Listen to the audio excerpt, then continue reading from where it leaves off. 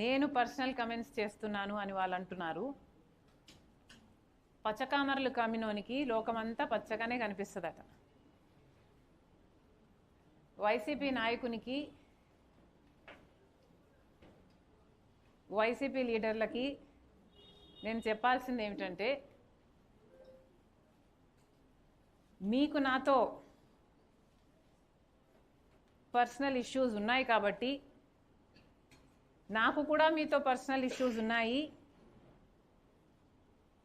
అని మీరు భావించి మీరు నన్ను పర్సనల్గా అటాక్ చేసినట్టే నేను కూడా మిమ్మల్ని పర్సనల్గానే అటాక్ చేస్తున్నాను అన్నది మీ భావన. నిజానికి నేను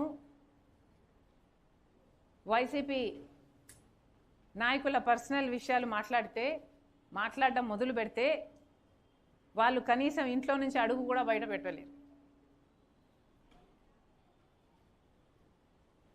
నేనా పర్సనల్గా మాట్లాడుతున్నది? అయినా ఏది పర్సనల్ అండి?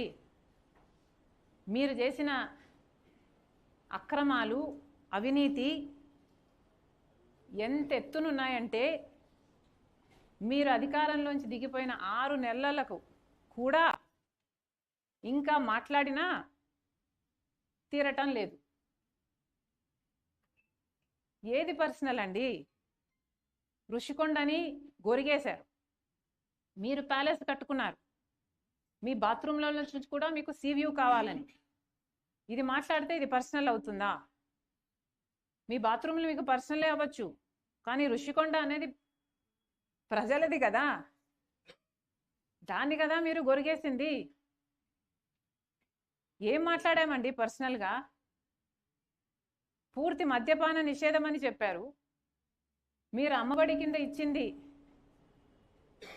ఒక కొంత అయితే 4 వంతులు ప్రజల నుంచి వసూలు చేశారు మద్యంలో. అది కూడా నాసిరకం మద్యం సప్లై చేసి వాళ్ళ ప్రాణాల మీదకి వచ్చేటట్టు చేశారు.